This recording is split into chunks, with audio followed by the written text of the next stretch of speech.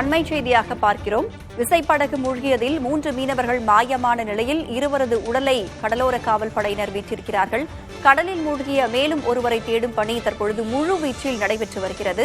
மீன்பிடி தடைக்காலம் முடிந்து கடலுக்கு சென்ற முதல் நாளிலேயே படகு கவிழ்ந்திருக்கிறது. அந்த படகில் 5 மீனவர்கள் சென்றிருக்கிறார்கள். அதில் 3 மீனவர்களை காணவில்லை. 2 மீனவர்கள் திரும்பி வந்திருக்கிறார்கள். அந்த 3 மீனவர்களில் 2 பேருடைய உடல் தற்பொழுது மீட்கப்பட்டிருக்கிறது.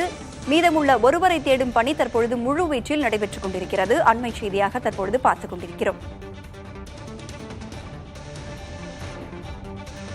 இது தொடர்பான கூடுதல் விவரங்களோடு செய்தியாளர் ஆனந்தன் நம்மோடு இணைந்திருக்கிறார். ஆனந்தன், 2 பேர் உடல்களுடைய கண்டெடுக்கப்பட்டிருக்கிறது. அவர்களுடைய விவரங்கள் குறித்து சொல்லுங்க. மேலும் ஒருவரை தேடும் பணி தற்பொழுது தீவிரமாக நடைபெற்றுக் கொண்டிருக்கிறது. அந்த பணி தற்பொழுது எந்த அளவுல இருக்கு?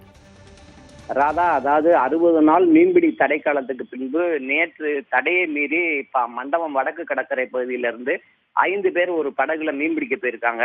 இவங்க போய் மீன் பிடிச்சுக்கிட்டு இருக்கும்போது திடீர்னு படகுகளுடைய பலகை உடைஞ்சு நடுக்கடல்லையே மூழ்கியதா தகவல் தெரிவிக்கிறாங்க. இதுல அந்த படகுல இருந்த 5 பேர்ல 2 பேரை சக மீனவர்கள், அதாவது பக்கத்துல மீன் பிடிச்சிருந்த படகுல ஏத்திட்டு வந்துட்டாங்க.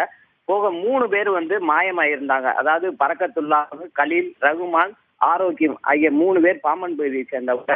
இவங்க நடுக்கடல்ல மாயமாயிட்டாங்க. இப்ப நடுக்கடல்ல மாயமான மீனவர்கள் சக மீனவர்கள் தேடிக்கிட்டு வரும்போது உறவினர்கள் பக்கத்துல உள்ள இந்திய கடலோர காவல் படைகிட்ட கோரிக்கை மனு கொடுத்தாங்க.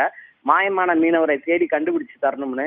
இணையில இந்திய கடலோர காவல் படை கடல்ல, அதாவது மண்டபம் கடல்ல இருந்து ஒரு 6 நாட்டிக்கல் மைல் தொலைவில் 2 உடல்களை கண்டுபிடித்து எடுத்ததாக தகவல் வெளியா இருக்கு. இதுல 2 பேர் இன்னும் உடல் அடையாளம் தெரியல. கரைக்கு வந்தா தான் அடையாளம் தெரிய வருவதா.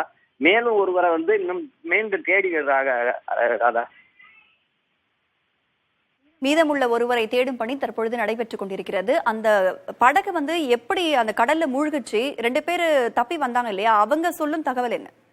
அவங்க என்ன சொல்றாங்கன்னா, 5 பேர் நாங்க மீன் பிடிச்சுக்கிட்டு இருந்தோம். அப்ப வலையை வீசும்போது திடீரென ஒரு அதாவது படகுல பின்புறம் பலகை உடைஞ்சிருச்சு. நடுக்கடல்ல காற்று சீற்றத்தினால பலகை உடைஞ்சிருச்சு. அப்ப அந்த பலகையை நாங்க அடைக்க, அதாவது தண்ணி உள்ள போகாம அடைக்க முற்பட்ட போது சடர்னு உள்ள கடலுக்குள்ளேயே மூழ்கிருச்சு. அப்ப பக்கத்துல இருந்த படகுக்காரங்க பார்த்த உடனே நாங்க 5 பேருமே ஏற முற்பட்டோம். நாங்க 2 பேரும் படகுல ஏறிட்டோம். இவங்க 3 பேரும் படகுல ஏறும்போது தவறி கடல்லே விழுந்துட்டாங்க.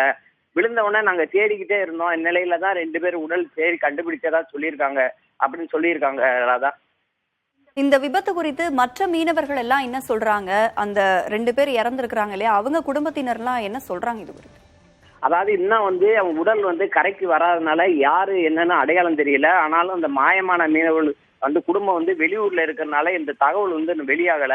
மீன்வளத்துறை அதிகாரிகள் ஒரு படகுல அந்த உடலை மீட்கிறதுக்காக நடுக்கடலுக்கு சென்றிருக்காங்க.